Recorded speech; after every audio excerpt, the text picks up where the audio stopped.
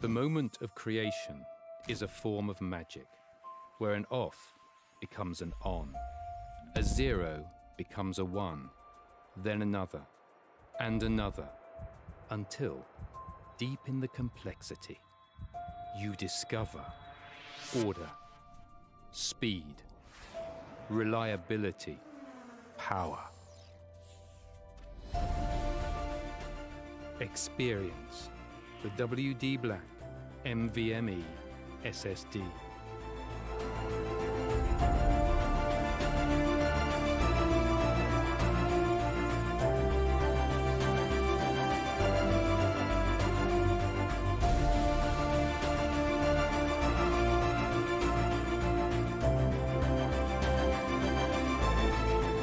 Fueled by darkness. Level up to NVMe SSD performance.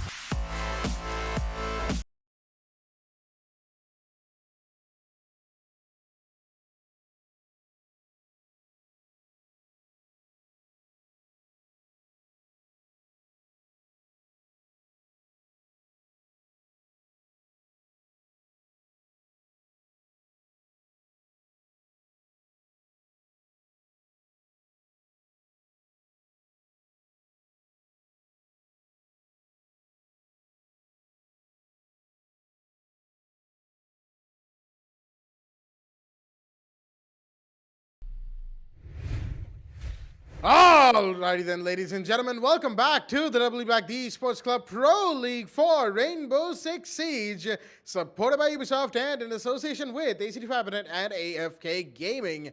I'm your host, Blackjack. Joining me is my co-host, Baba Gusa, and our admin, Eisen, as we are here for the second game of the night. That is not taking on Allegiance on the map of Oregon. And before we get started with this game, a quick apology to all of our viewers at home. I know there were many of you waiting out there for the Naughty Indians versus Team Heat game. However, due to a very unexpected set of Discord issues, we could not get that match live because unfortunately without our feeds we can't cast, and without the casting the match wouldn't unfortunately be nearly as enjoyable as it would have otherwise been. With all of that being said, the score has been updated. Team Heat, in a surprising twist of events, have taken that match 7-3 against Naughty Indians, who unfortunately will be putting a loss on their record this season. With all that being said, we can already see the ban phase live for this match right here, right now, on the map of Oregon. Once again, from both Nat and Allegiance. Allegiance, who have the ban on the defender side of the map right now, they are going to be banning Valkyrie in order to add to their Thatcher ban from just earlier. Meanwhile, Blackbeard has been the attacking ban from Nat. An interesting attacking ban, to say the least.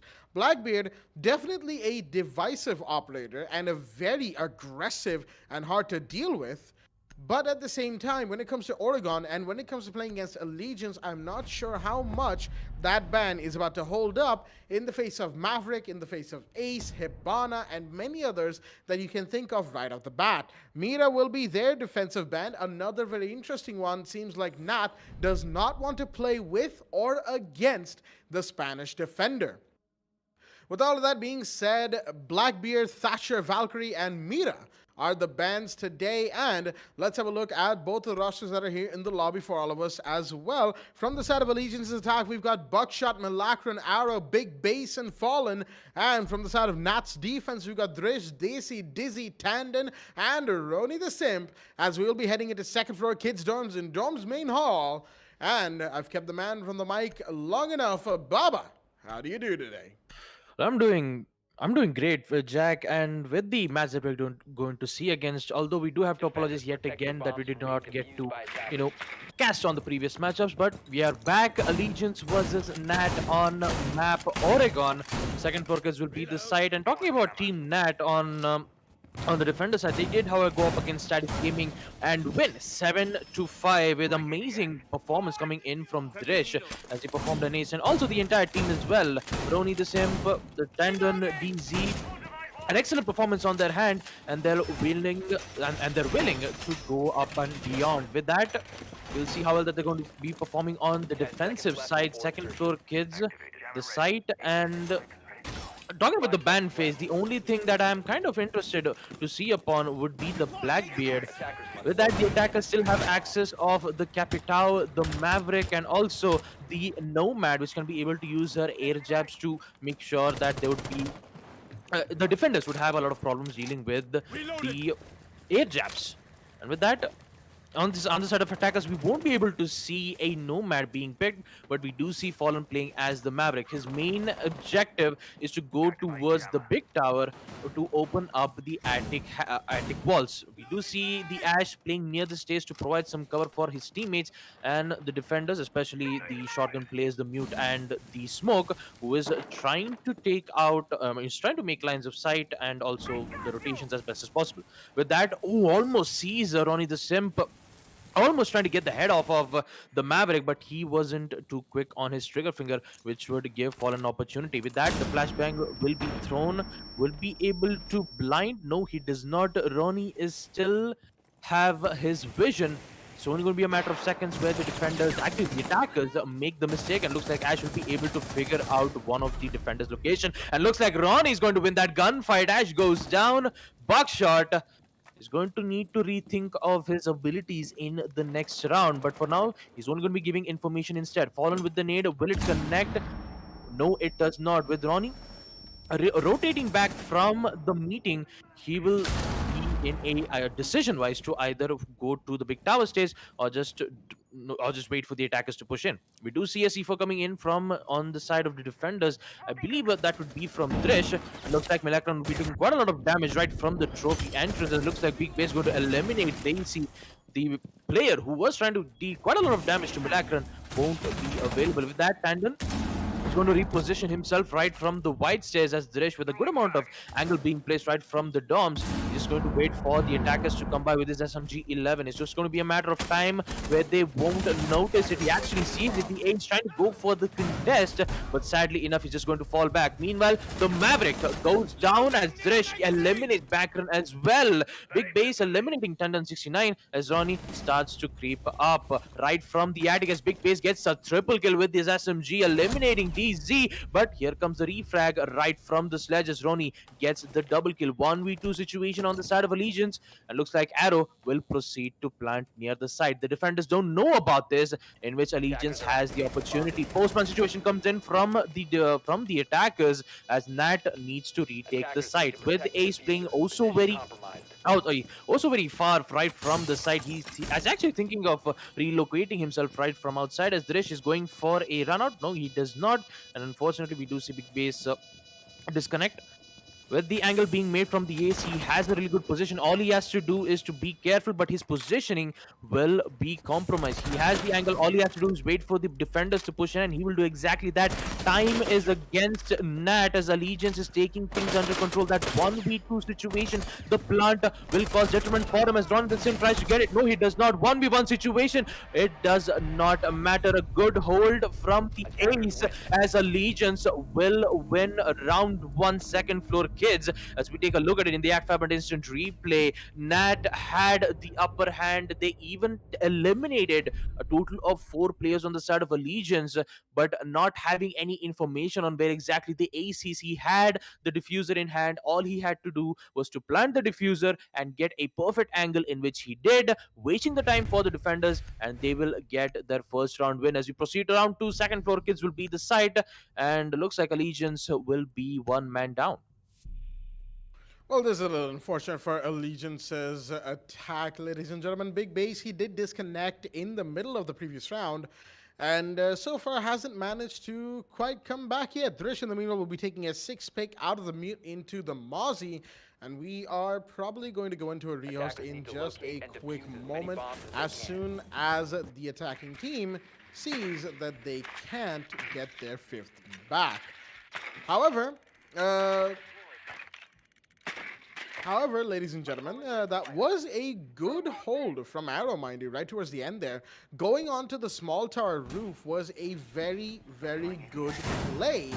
And holding that counter defuse was that much easier, even though Ronnie the Simp tried to sort of 200 IQ him by going far away from the window and long arming the diffuser.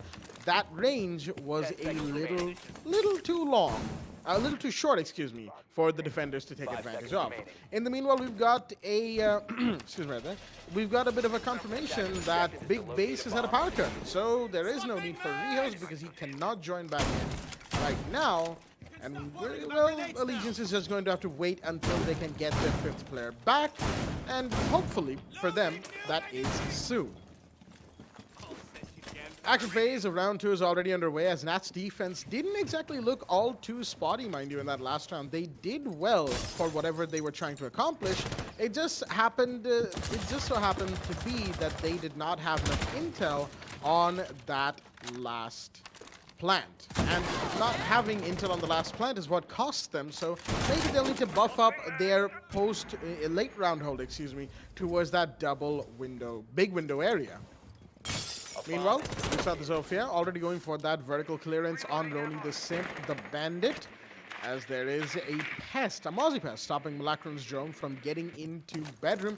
That's stopping their intel, denying it for the time being, and who knows, maybe Drish could do some counter intel work if he manages to catch a drone or two. He already has one for now. He's trying to get it onto the shelf inside of bedroom, and one drone will be taken care of, the attacker drone. They see as Standard's going to take some damage, do some damage back to Fallen, and that's a bit of a fight taken on the bedroom side of things towards the white stairs, actually, and the main big window of sight. Buckshot, seeing the emphasis on that big window area, is trying to go through the white stairs, but here is the Mozzie, the P10 Roni comes out from Drish to find an attacker. Buckshot will fall, as it is now a 5v3. Allegiance in a very unfortunate situation, trying to make the best of this, as they have done damage to some defenders, but it is not nearly enough, and they are definitely feeling that loss of their 5th. Malakran holding on tower right now, alongside Arrow from the looks of it, as Fallen is on that double window, on that big window, trying to get a kill or two. As unfortunate, Malakran too late to react to Dizzy, pushing up that tower window, that attic window. As the ace will fall, the diffuser will be dropped, and with 40 seconds and less remaining, Allegiance are staring farther and farther down the barrel in this round. Gas canisters are going off to delay the push from Malakran right here, but he'll be taken down from the kids' dorms window instead, as that is Tandon taking that kill, leaving the Maverick, the last man standing, outside of dorms' big window. He will get a kill. The Bandit goes down. That was unfortunate. The lean right there from the Bandit, but there's one more in that region that is to worry about. Also peeks from Big Tower as the man is caught in an unwinnable situation. He'll get a second one, mind you. Daisy goes down, and maybe he might be able to make me eat my words right here. But with only 10 seconds and less remaining, there we go. Had to make the push into sight and got taken down. Tandon predicting one of the more obvious predictions that you can do in this game, as we'll see in the ACT Fibernet instant replay.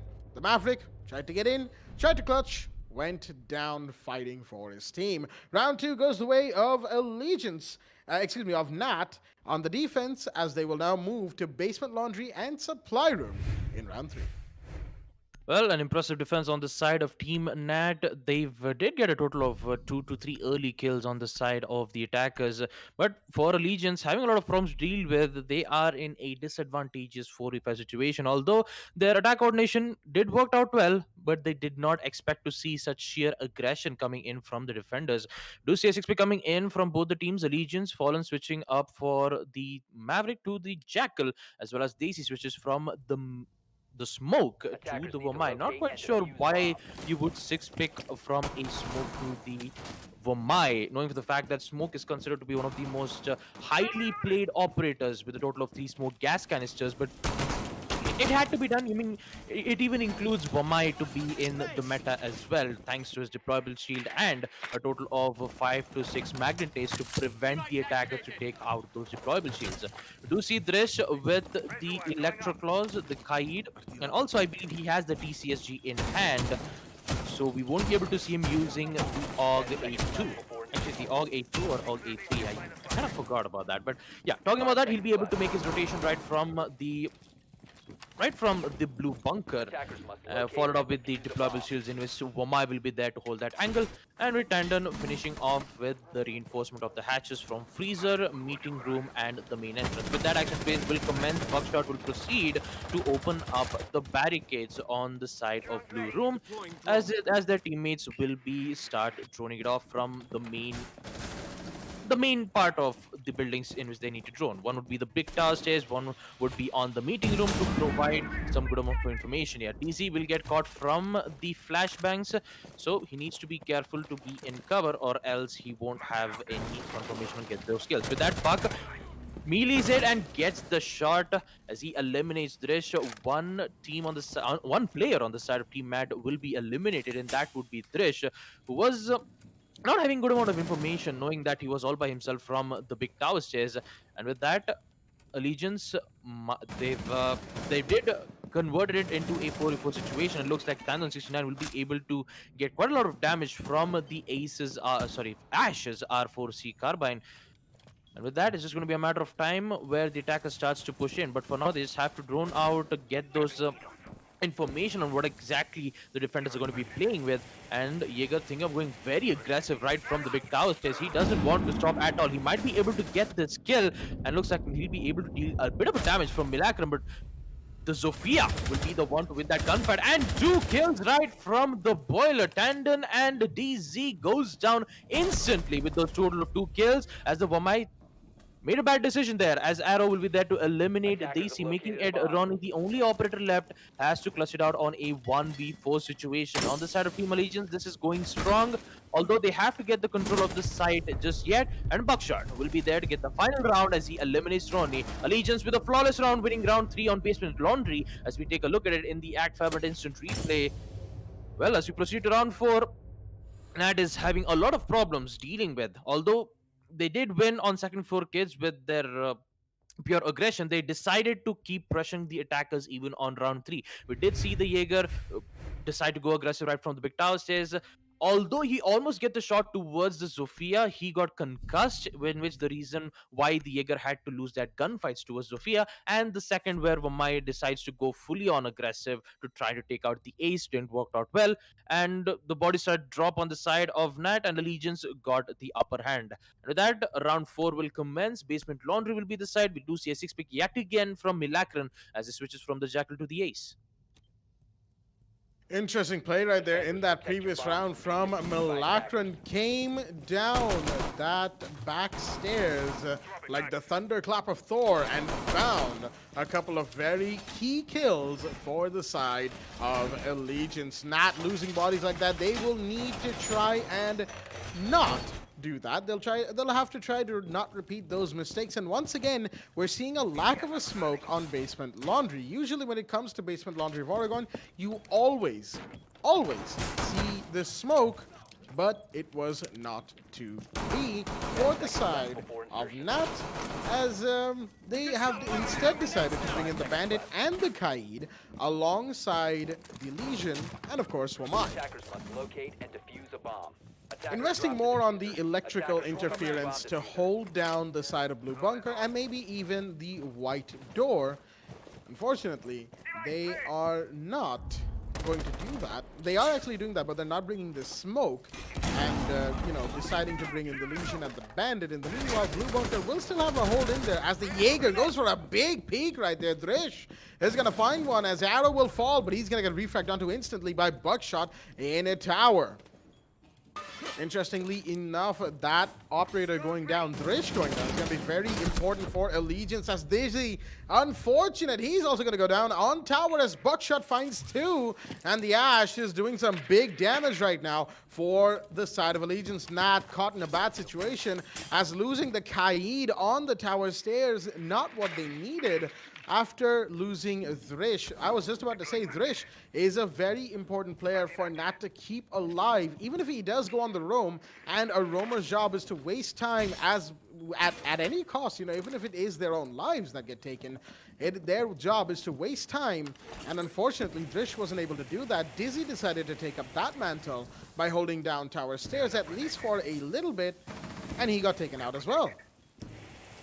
Fallen doing what a Maverick does on the meeting room hatch. A little inefficient, admittedly, but he's got plenty of fuel to finish his task.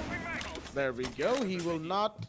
he will get that hatch breached nice and quickly, as the Maverick will allow Buckshot to burn out an ADS, maybe not, maybe just flash sight and or get ADS'd in an attempt to flash sight.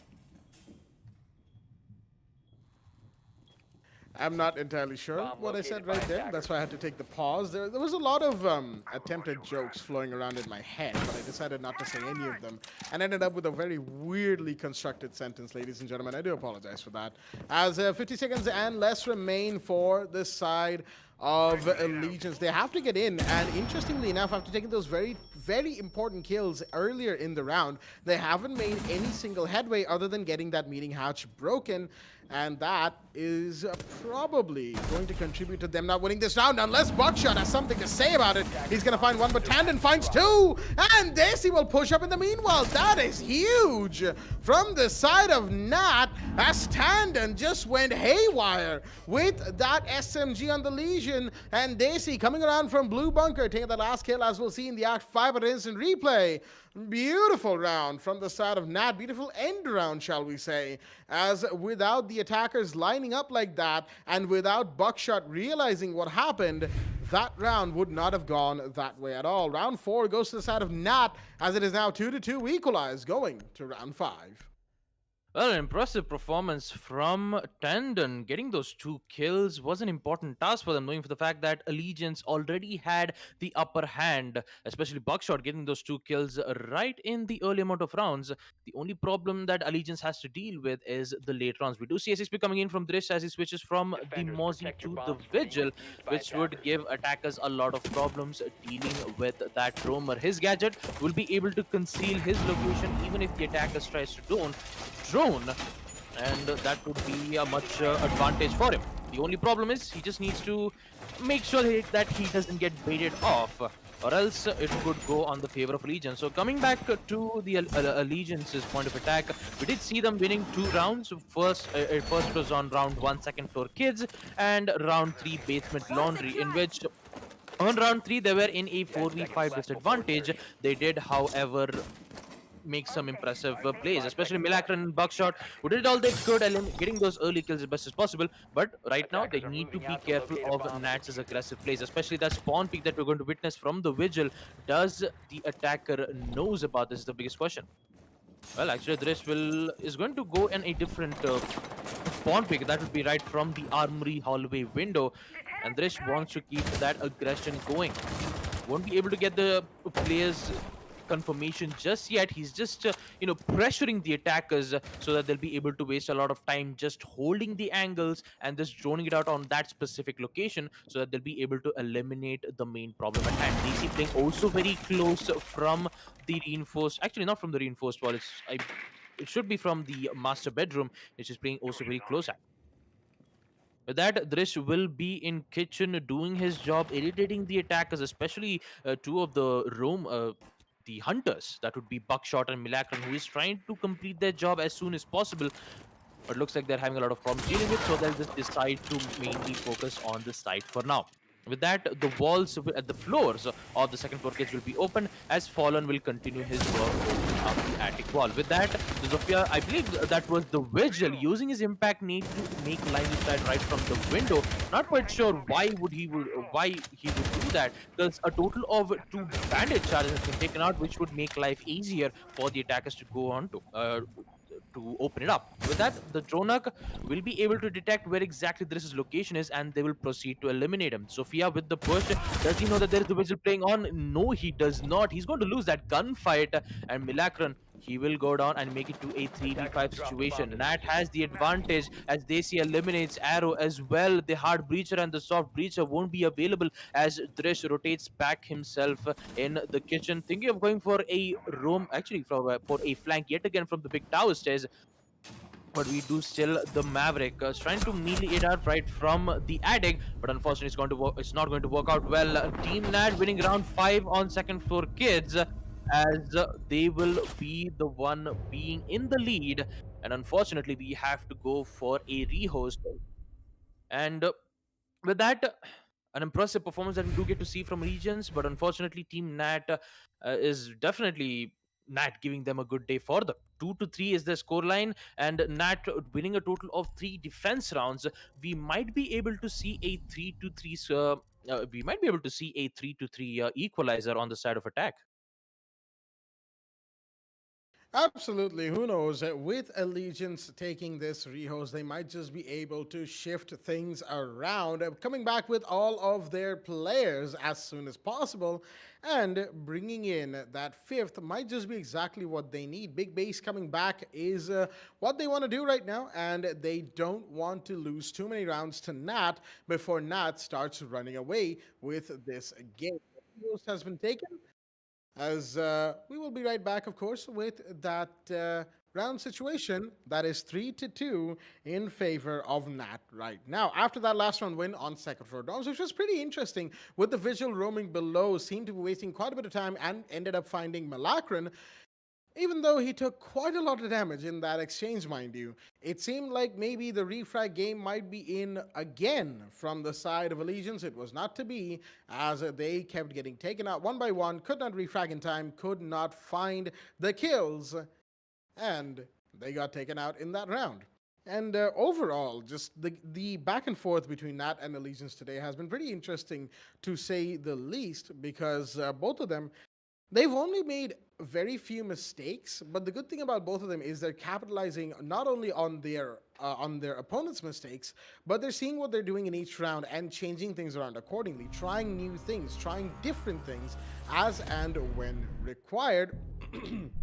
Excuse me, there, as and when required to win their rounds. And who knows, they might be able to bring things around as we keep going forward with this game. With all of that being said, 3-2. Very interesting scoreline on Oregon. Wouldn't you agree, Baba? I mean, absolutely, Jack. And talking about the ban phase, taking out Blackbeard was kind of an interesting one. Although Blackbeard is considered to be one of the most important operators, especially when he's rappelling on a particular window, where Blackbeard has a second chance thanks to his rifle shield. Even though that's mainly the reason why, I mean, even you also call it, Jack, as the one rule that Blackbeard actually broke the rules, and that would be the one shot headshot. Mm-hmm. And taking him out would actually give a lot of opportunities for the attackers to mainly focus on their side. You still I mean, you do still have the Capitao, the Nomad. Capitao has his smoke bolts to go for the execute, as well as the insanity grenades, to make sure that if there is any specific player who is playing near the deployable shield, he would be forced to vacate his position so that the attackers can get the advantage. Although there is still one more tool, those magnet nades, which would provide a lot which would cause a lot of problem for the Capitao to even force the defenders out of the way. So it's going to be a very difficult task for them. Talking about the defenders ban, Valkyrie and Mira is banned, which would give Melusi still being in play. We do still have the Maestro still available in play, his Alda and also his Evil Eye Cams, which not only gives the information but also has the opportunity to just get those kills as soon as possible. And also the Alda having a total of 8. This is quite a Oh. devastating damage to actually give it to. Yeah, actually, for a moment there, I kind of entered a statue mode, but yeah, thank God I just came back. All right, I just came back. Although we do have yeah, although we did have a lot of problems, but we're just fine for now. It's just a rehost. It'll just be waiting for the teams to come back. And also for Allegiance, the most of the rounds that we did get to see right from round 2, they were in a 4v5 disadvantage. I do have to give a lot of props to Buckshot. He was doing like he was the one who's getting a total of 2 to 3 early kills right in round 3. Round 3 was the one who was getting a lot of early kills. Round 2, Nat decides to go very aggressive, uh, goes for each and every spawn pick right from the armory lockers window, armory hallway window, and also from the attic window to get those kills as best as possible. Although the aggression did, however, come to an halt on round 4, Nat did, however, manage to recover it in the late game. Especially Tandon69, who's playing as the Legion, the T5 SMG proves to favor in his conditions, getting those 2 kills right out of the bat, which would surprise Allegiance out of nowhere. And talking about Nats's defense, how can I not forget about Trish, who actually did made an ace against Statics Gaming. It was 7-5 was the score line against them, and Drish, what a performance that we did get to see on the previous match, and also it proceeds to my expectation on this match as well, that Nat is n- not giving up easily. For a moment, there I was trying to make a punchline there, but it didn't quite work. It didn't quite work out well. Yeah. Unfortunate, but the puns couldn't quite flow in that situation. I'm pretty sure Baba will agree with me in that situation. Not and not, in a standard sentence structure. Wow, I struggled there. In a standard sentence structure, not and not don't really work together that well. So I completely understand your frustration there, Baba.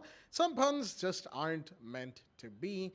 And, who knows? Maybe our allegiance to English will work out better someday.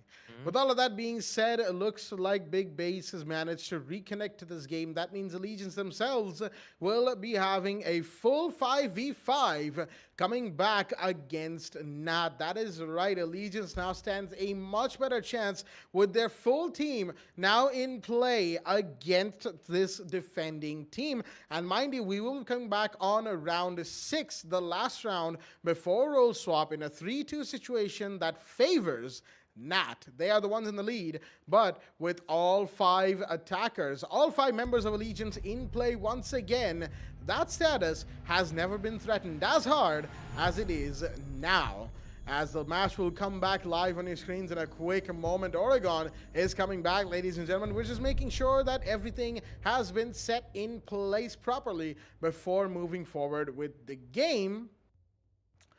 As the round score is 3-2 in favor of Nat, and the match is back live. Yep, the match is back live, ladies and gentlemen. We do have to apologize for the rehost that we have to do, but we are finally back. Round 6 in play. First floor meeting is going to be on the side of Team Nat. You do see a 6 pick.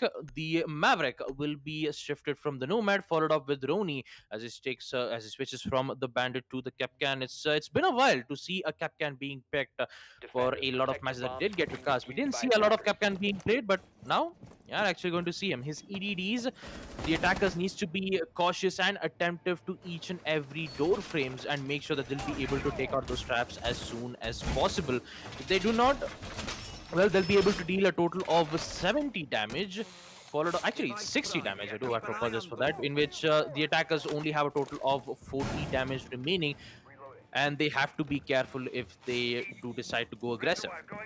With that, we do see Daisy yet again with the Vigil. He did, however, hold the meeting room as best as possible when the site was on second floor kids.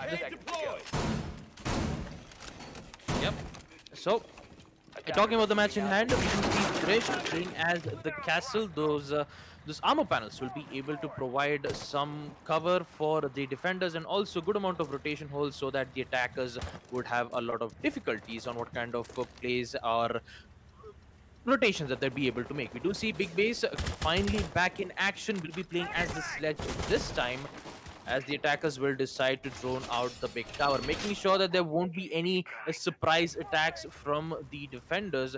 They will proceed to get control of a particular room, making sure that the defenders won't have any problems dealing with it. We do see DZ using the shotgun to make a rotation hole right from the attic towards to the second floor kids dome, and I believe this would be a big tower push coming in from the attackers. I mean, the sites down first floor meeting, you do see the mute jammer being placed right from the attic from the attic wall. Keep that in mind. The Maverick has been 6 pick off to the Nomad to give those air jabs a lot of difficulties for the defenders. But will they know? Thresh will be spotted from the drone, goes for the pre-fire, but will safely fall back from the stairs. That the push from Milakran sees the head off of the Vigil, doesn't connect just yet, so the Vigil will be forced to be in a very different position here. Concussive nades will be detonated, which would give Vigil in a very difficult position, but he is going to win that gunfight. Daisy, with some incredible patience, will be able to eliminate Milakran, but he is in a very difficult situation, knowing for the fact that he is around 5 HP. He needs to worry about the 2 pushes coming in from the attic room, but we still have Attackers DZ dropped right the from the diffuser. hatch to make sure he'll be able to provide cover as best as possible. The drop would come in from the Nomad. I believe she's going to decide to enter from the Attackers have big recovered the tower diffuser. entrance, as Buckshot is already in the hallways of the server room. He's just waiting for an opportunity to eliminate any particular operator as best as possible. Looks like he'll be able to find one right from the armory. But who's going to win that gunfight? Castle, he is still alive and kicking. The UMP will do the trick, eliminating Buckshot. He actually gets the second one as well. Big Base goes down as my goodness, I did not expect to see that coming, ladies and gentlemen. UMP getting those 2 kills right from the armory lockers will be able to eliminate 2 players on the side of Team Allegiance, which leads to Fallen and Arrow, you know who, make a play here. Fallen eliminating Drish with some incredible plays, which were made right from the armory lockers. Now, for a moment there, he only has to the only thing he can do is just check the default camps or any information gathering operators to give them the information that they need. They only have 10 seconds left on the 10 side of the seconds attack as left. this Arrow eliminates running the Attackers Simp, bomb diffuser doesn't has been get dropped. the kill right from the 5 Jaeger in seconds the remain. kitchen, which would leave 4 seconds remaining, and DC will be there to eliminate Fallen. Nat winning round 6 on first floor meeting. As we take a look at it in the ACT Fibernet instant replay, Nat with a total of 4 wins in the first half, as we're going to proceed to the second half where Allegiance will be on defense. Let's see how well Allegiance. We did see Allegiance having a lot of problems on the side of attack, but knowing for a fact that Oregon is heavily defender sided, maybe we might be able to see Allegiance, getting back the lead in the second half.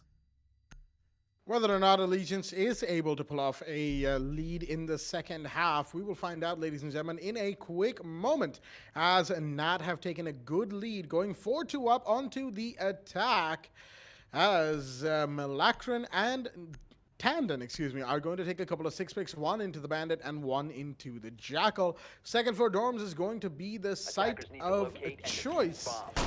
as round 7 is underway. Allegiance on the defense will have to take their time, mind you, learn how Nat attacks, and if they've done their homework, that process will be faster, which is, of course, Allegiance taking their time to learn Nat's attacking strategies via, of course, previous boss teams that Nat has participated in. And that, of course, stands true for Nat as well. Seeing what Allegiance has done prior to today's match is pretty important when it comes to competitive esports. You want to know and have an advantage on what your team can and can't do, and have your counters ready as we move on with round 7. Buckshot going for a spawn peek towards the street spawn. Isn't going to find somebody from the looks of it. All 5 operators on the side of the attack, except for Dizzy, all 4 operators, have spawned towards the street, towards the construction site. The IQ did spawn towards street, but Dizzy took a sweet time getting out of spawn, which saved him from getting spawn peeked. Buckshot, not really sure what kind of a peek this is, as the part of his head is still exposed by that door frame. So, you know, if an attacker were to push up there and he was just on the other side of the door, at least his eyes would be on the other side of the door. Jaeger's head, not so much. You know, so maybe he might want to tone down that attempted peek there. He's actually gone down onto the main stairs itself. He's trying to play on first floor, kind of, and also on the second floor if somebody tries to go into armory. Dizzy, upside down rappel on the game's window as Ronnie the Simp is going to get one more, going to get the breach knight, onto the main bedroom wall. Speaking of which, a kill will be confirmed. That is Arrow taking one onto Thrish, finding the Zofia and finishing her off vertically from the looks of things. And that is a big drop, mind you. The Zofia, an important asset to the attacker's side, is already gone. The push from Allegiance, from Nat, is being attempted towards the side of Tower in through Attic, as Fallen was temporarily detected by the Jackal. However, That scan has gone away, and now the magnets and the ADSs are dealing with all the flashbangs and other utilities that they are trying to throw in through here. There's 4 attackers there.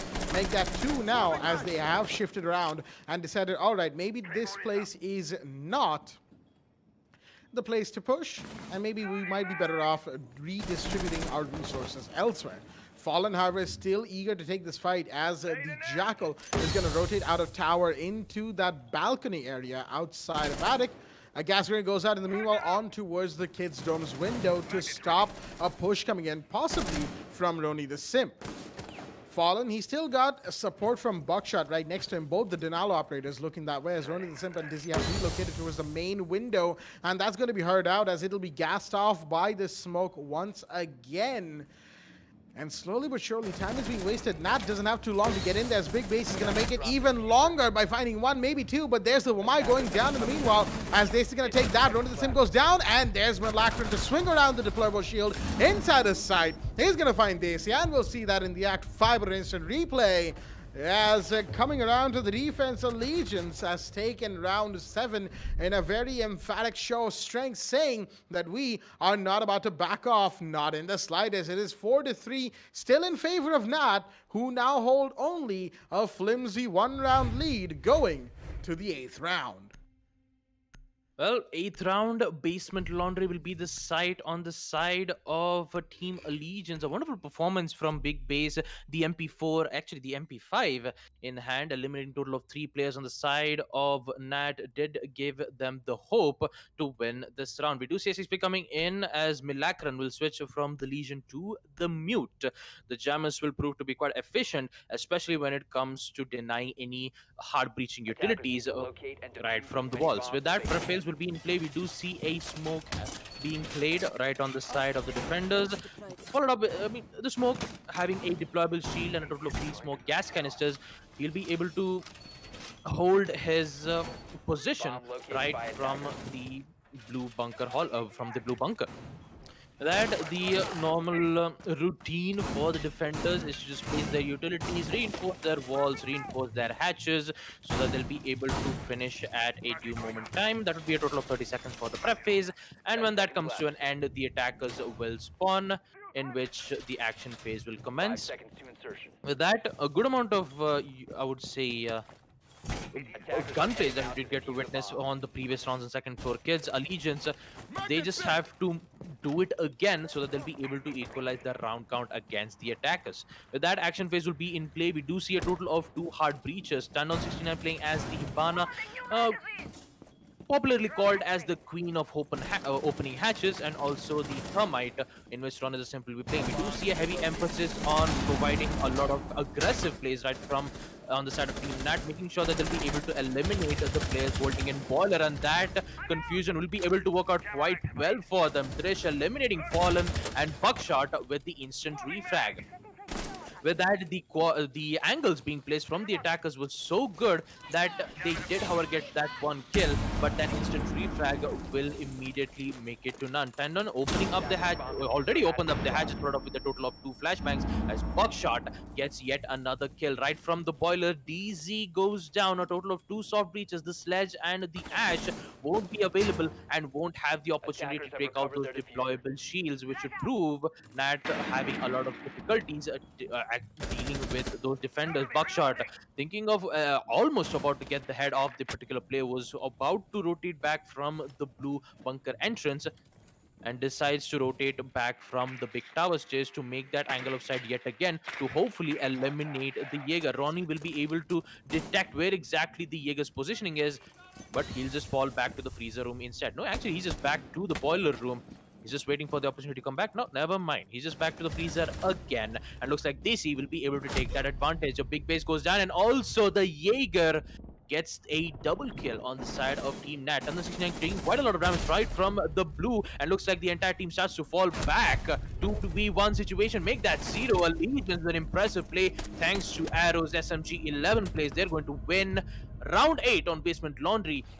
As we look at it in the ACT Fibernet's instant replay, Allegiance equalized the round against Nat, winning a total of 2 defense rounds in a row. The only question is who will be on the lead. Will it be Team Nat or will it be Allegiance on defense? As the site will be on first floor kitchen and dining hall, this might be a difficult site for Allegiance. If they win this site, Allegiance won't have to deal with Nats' attack ever again, knowing for the fact that in the next round they'll be able to pick the second floor kids and basement laundry. All they have to do is win this site, and it's going to be a matter of moment when that happens. We do see six pick coming in from DC as he switches from the thermite to the Hibana.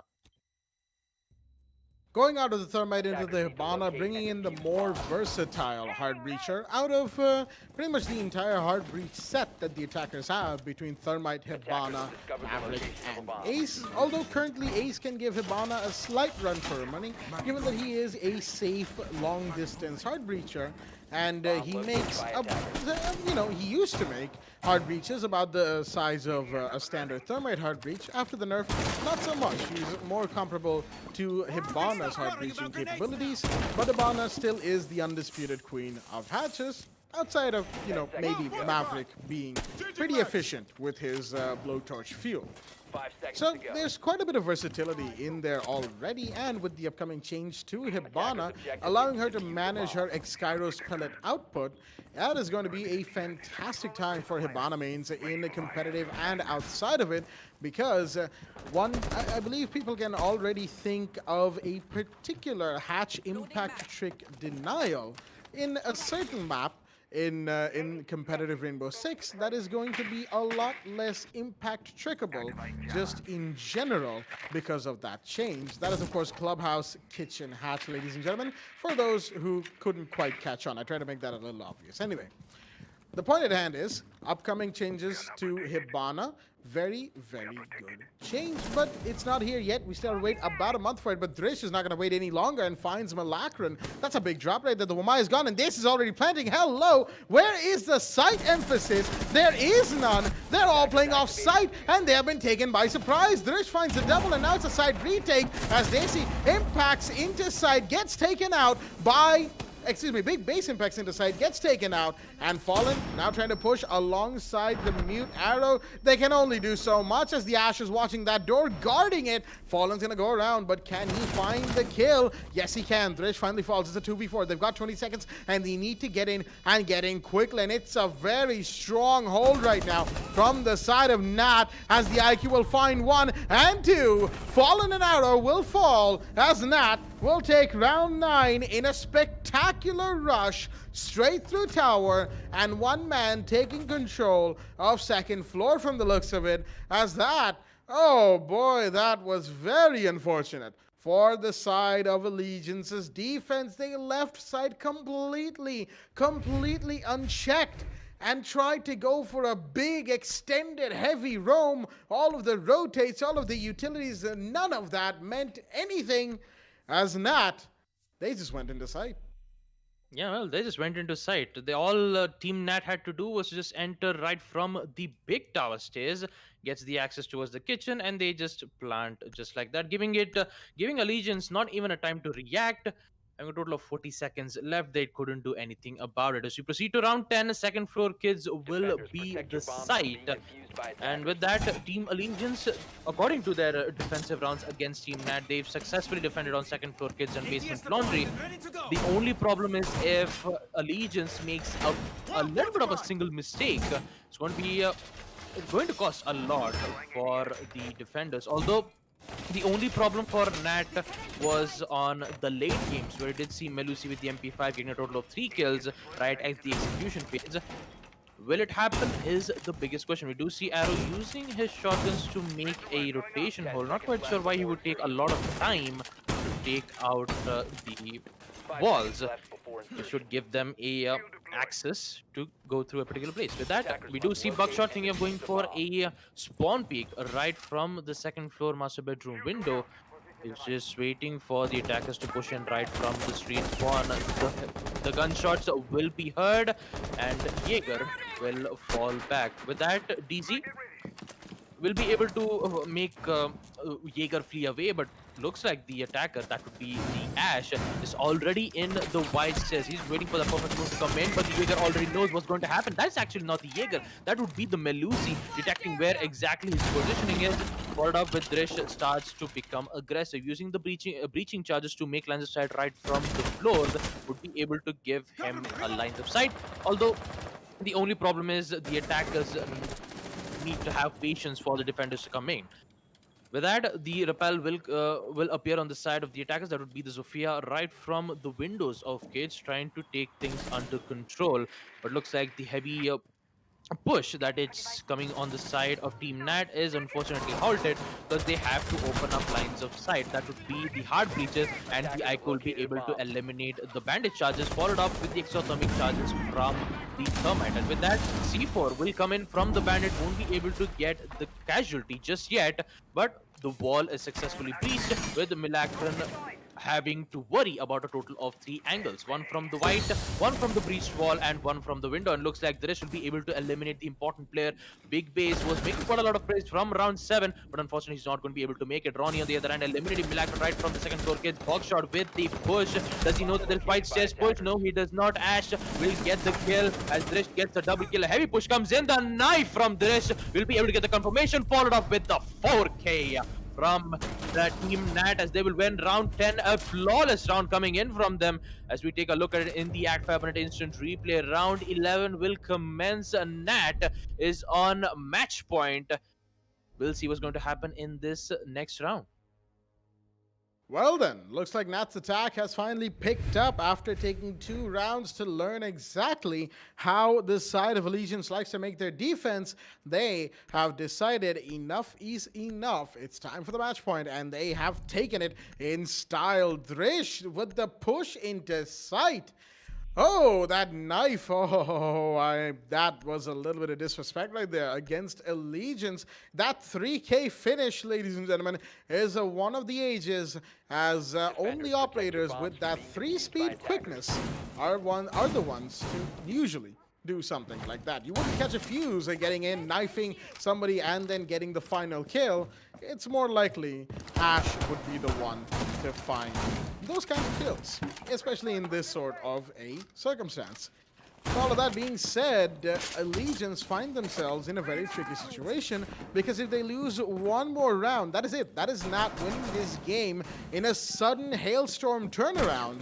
And Allegiance will go down having tried but not gotten close enough. Nat, on the other hand, they need to win just one round, just as discussed earlier, but they cannot get ahead of themselves because Allegiance will still be fighting at their hardest, bringing in their A game, as they say. And Nat will have to be aware of that going forward into this round.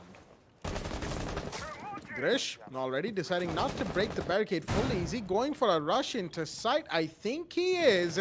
This could be big right here. Shots are already going to be fired, but he's not going to find anybody because the door, right next to the main stairs has been barricaded off, giving them plenty of time to reconfigure their defense accordingly. Tana's going to find Big Base in the meanwhile. That is the Melusi already gone. Looks like that was an attempted flank from Big Base. That got shut down very quickly indeed. Buckshot looks away from that angle. I'm not sure if that's advisable, because if the Ash pushes in, then it's game, set, and match. 1 kill has already been taken. They cannot afford to lose any more bodies in this round, because if they do, that is going to give Nat free reign of the entire round.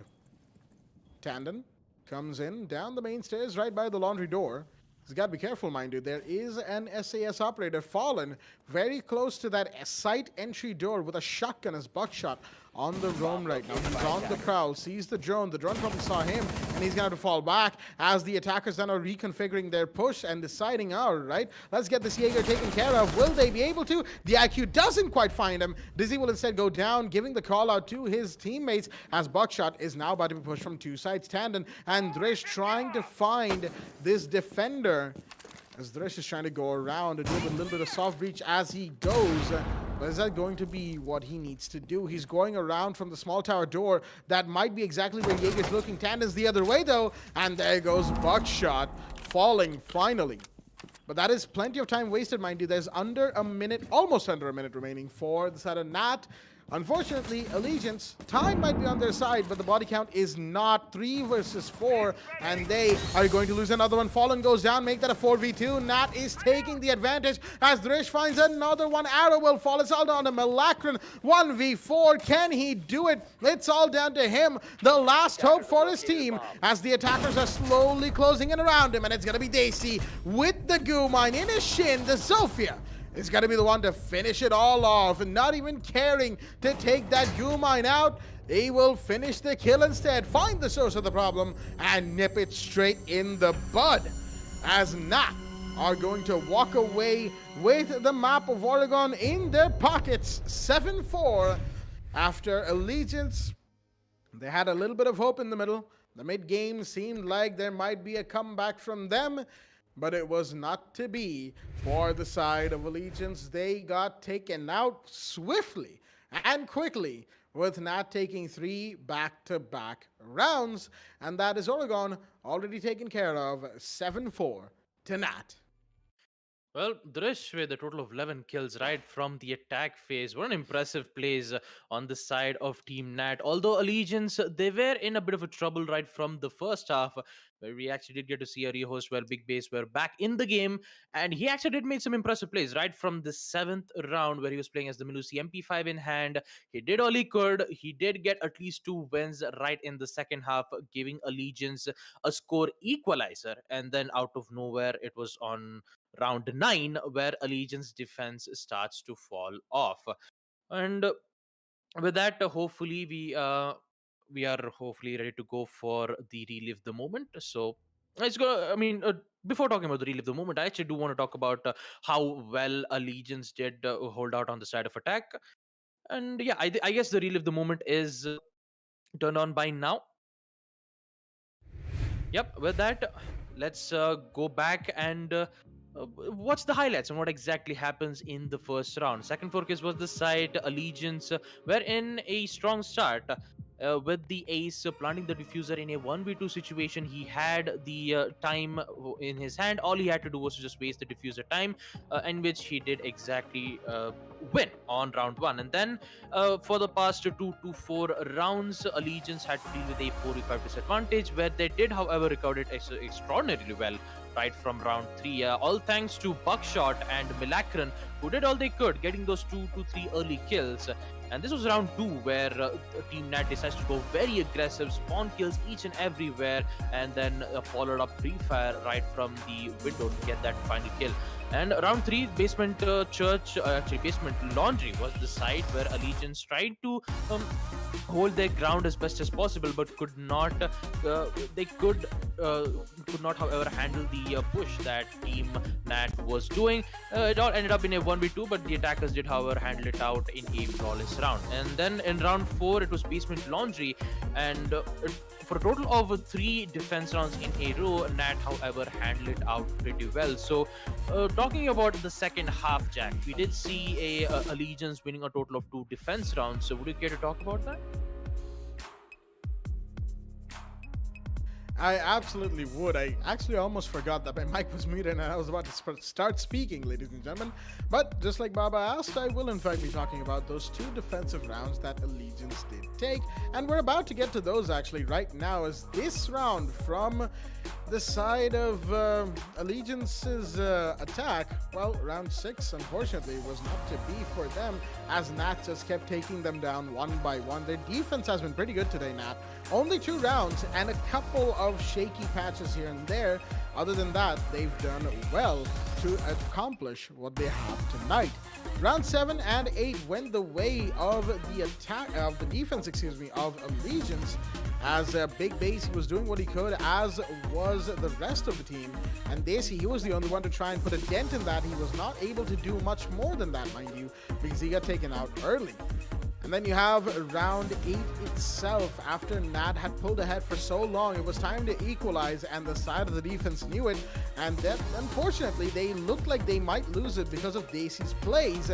But then you had the reconfiguration from the SAS brothers coming out with the SMG and the MP5K.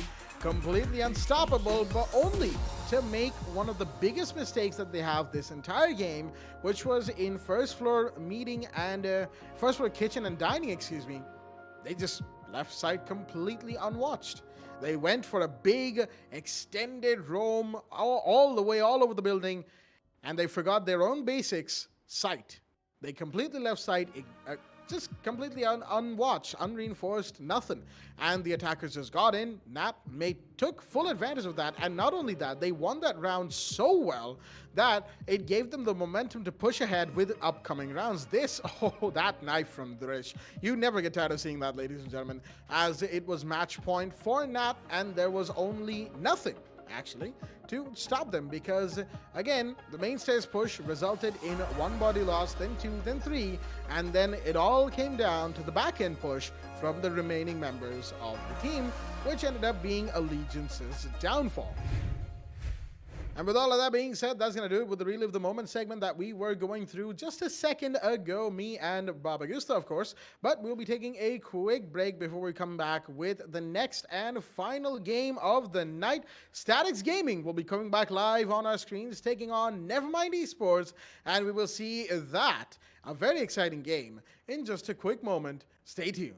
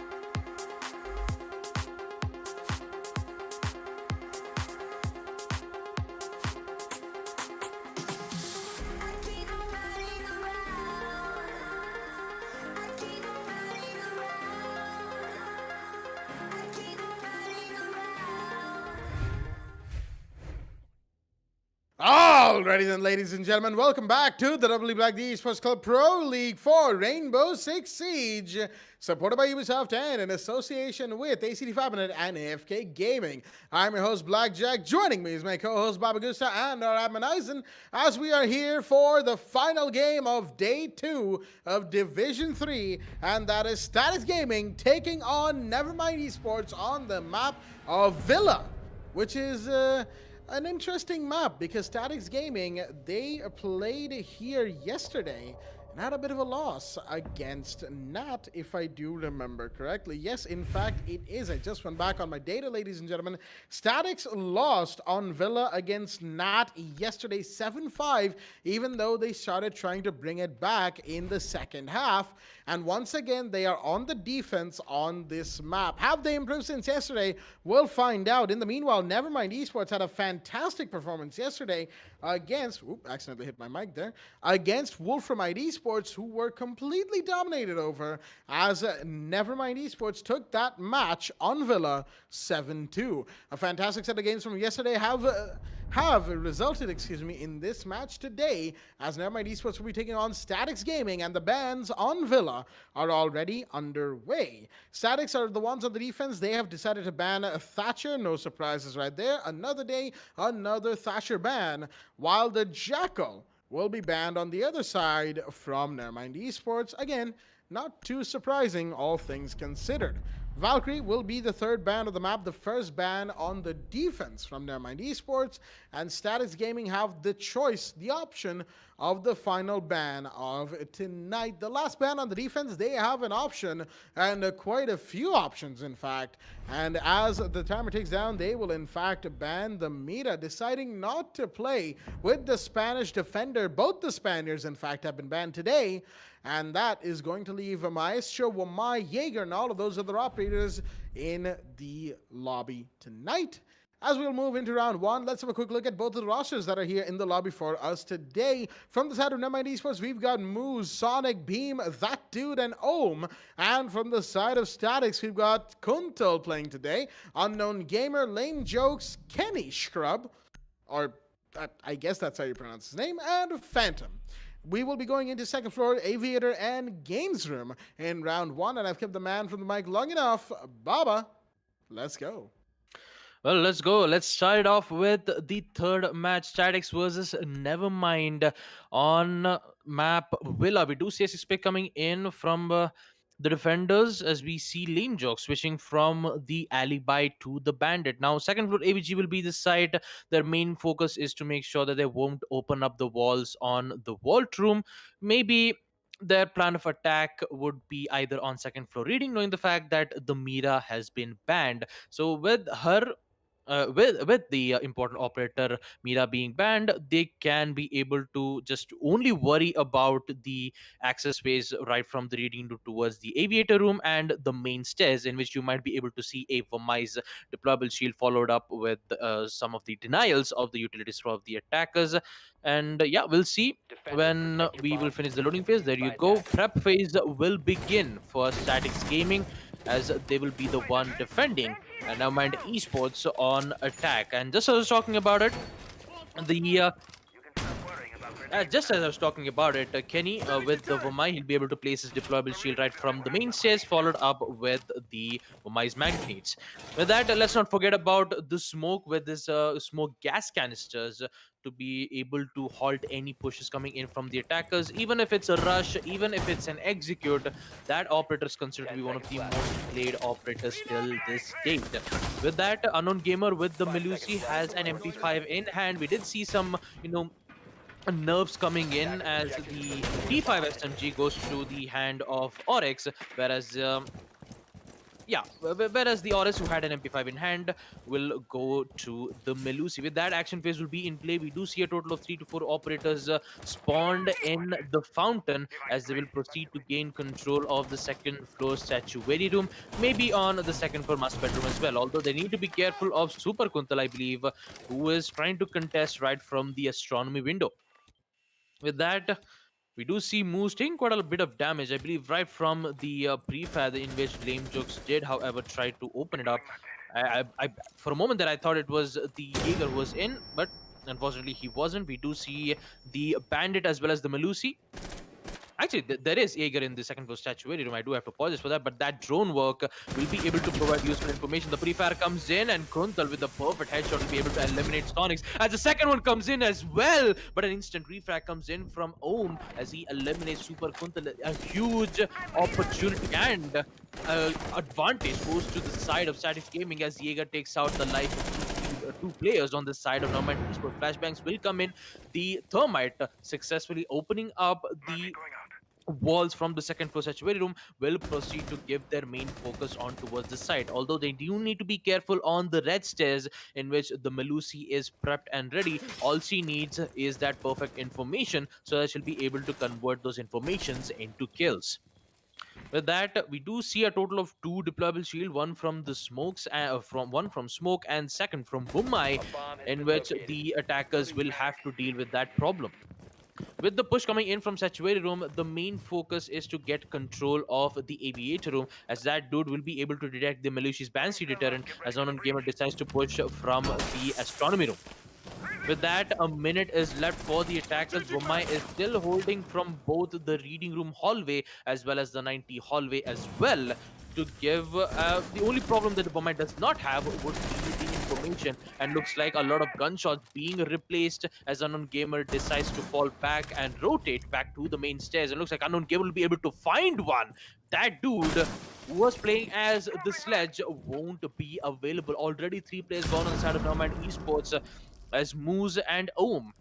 The double hard breachers needs to make a play here with the smoke gas canisters preventing the push to happen on the side of Vault, as Moose will be able to eliminate one. Lane Joke goes down, and with that his ability to even get those immediate gunfights. The wall push, 15 I seconds believe left. the Ace will have a problem with it. There you go. The Ace will be able to push in from the 10 vault. seconds to Keep that in go. mind. He has the Attackers diffuser in dropped the hand, but diffuser. doesn't see that Attackers angle right recover from the the diffuser. smoke. But he gets Attackers instantly have refragged located a instead. bomb. That Thermite is already in a 1v2 situation, has the diffuser in hand. He's just going to go for the plant. A total of 5 seconds left for the attackers to do it. Will it happen? They have the information, and now it Attackers will are be a activating post-con the bomb situation for the diffuser. Thermite. Will it happen? As he's taking quite a lot of Attackers need damage, to but protect the Kenny diffuser. will be Position there to compromised. eliminate the Thermite. As we take a look at it in the ACT Fibernet instant replay, round 1 goes to the favor of Statis Gaming with winning Defenders have in disabled the the bomb post-run diffuser. situation in the Defenders second win. floor AVG.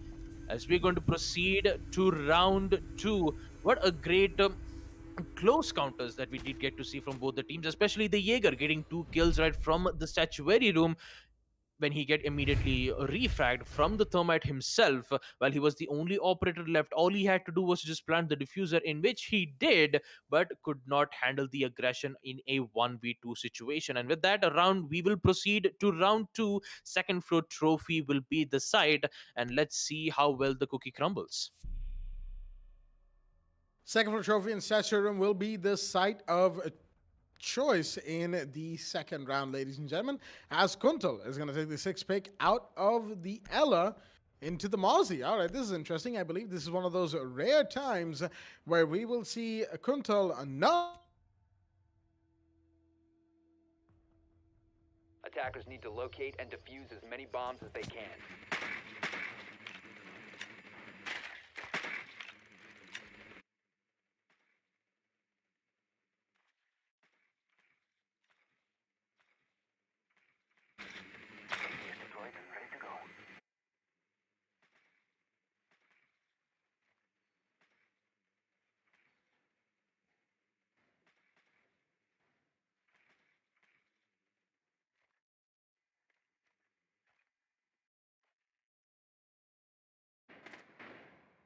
I'm reloading. Deploying ADS. 5 seconds to go. Reload! Attackers must.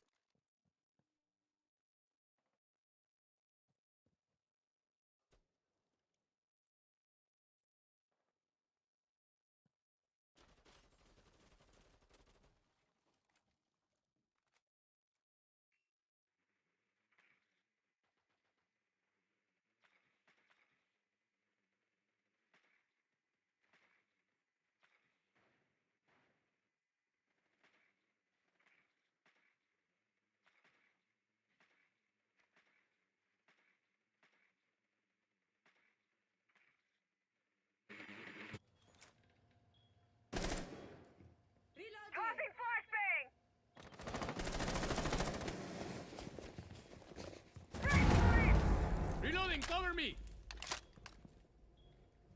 Activating Silver. Scanning.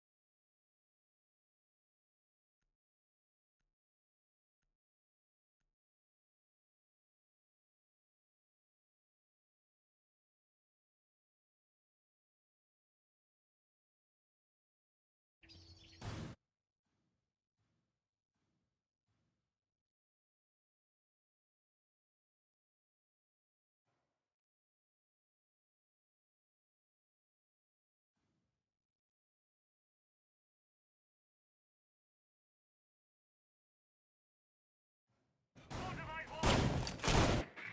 Reload. Device set. Place device.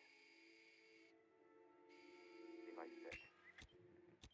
10 seconds left before insertion. 5 seconds to insertion. Attackers must locate and defuse a bomb.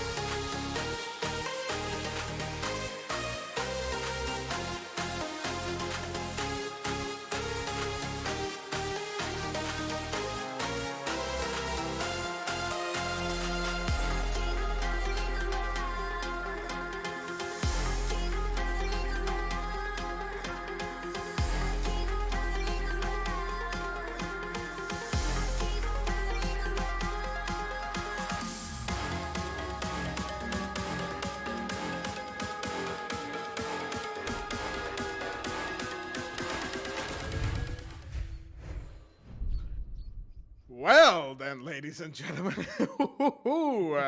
That was a situation and a half, shall we say, because it was a little bit of an outage from Discord's end that caused a bunch of technical difficulties that caused us to go very quickly to the BRB screen.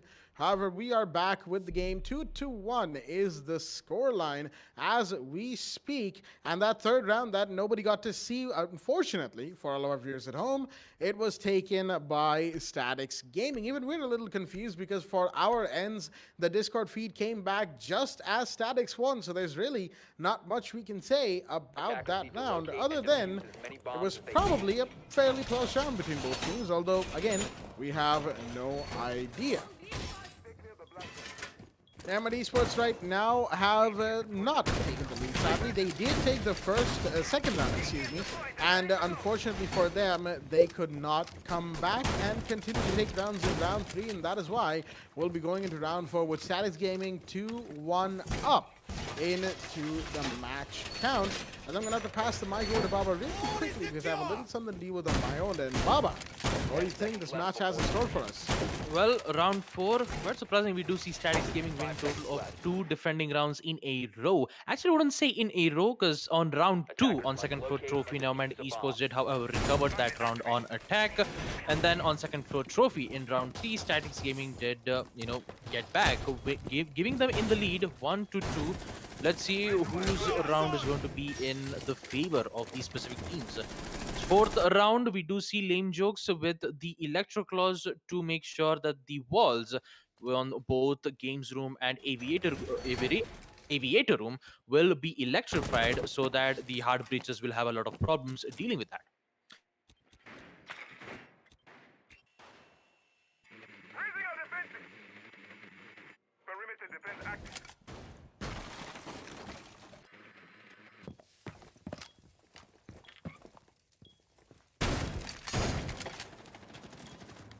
With this shotgun in hand, he's just making vertical lines aside right from the main stairs so that he'll be able to get the upper hand. That Hibana will be able to use her Excaro spells to open up the walls right from the statuary room, I believe, so that she'll be able to gain lines of sight. We do see Ash slowly creeping from the astronomy stairs. She's just waiting for the opportunity to come by so that she'll be able to eliminate one of the players as best as possible. Talking about it, Moose is going to be downed right near the statuary wall, but the teammates will be able to pick her back up with a total of 20 HP. Although they do need to worry about the angles being placed from the defenders, especially the Jaeger who's holding from the landing room. And the second, the Melusi is holding as well. Phantom will be able to detect, I believe, the Ash's current locations, which is in the living room. We do see the IQ as well using the help of the scanners to provide some information where exactly the information is whereabouts, so they'll be able to eliminate. Talking about the kills, Sonic will be able to eliminate one as he's going to take out his teammate as well. That is very unfortunate as dude is going to go down as Lame Jocks will be able to take that advantage as well, eliminating Sonic, making it a 3v4 situation. Very difficult for them, but Ohm will be there to equalize it yet again, making it a 3v3 situation. With that, all they have to do is to get control of the site, in which they're slowly recovering it by now. With Unknown Gamer having a lot of HP being decreased right from the vault room, as a total of 2 to 3 flashbangs being thrown to make sure that they'll be able to push in as best as possible so that they'll be able to eliminate the players. But the only problem is the smoke gas canisters being thrown right from the ABG, so they won't have any access, followed up with yet another smoke canisters to prevent those pushes happening from the 90s hallway. With that, the C4 will come in. A lot of utilities being wasted on the side of Statix Gaming, which would remain them to win in a lot of gunfights. 10 seconds left. The push comes in from the attackers. Moose goes for the plant as Ohm gets one. The SMG gets another, giving the equalizer. But at what cost? The post-fight situation has come in. The C4 will be able to claim the life of Moose, whereas Beam, the only operator left on the side of Nevermind Esports, have to clutch it out on a 1v2 situation. He has the angle and she will get one, making it a 1v1 situation. The only problem is there is Phantom who's aggressively pushing in, but he's got to go down as well. Beam with the plays will be able to give the win for Nevermind Esports. As we take a look at it in the ACT Fibernet instant replay, round 4 goes to the favor of Nevermind Esports on second floor AVG with an impressive post-plan situation and also a bit of chaos that we did get to manage from both the teams. Panics started to fall across to both of them, and an accidental TK from Sonic in which the Kaid gets the opportunity to even eliminate him in the process. But in the end, they however managed to recover it, making it a 2-2. As we proceed to round 5, first floor dining is going to be the site.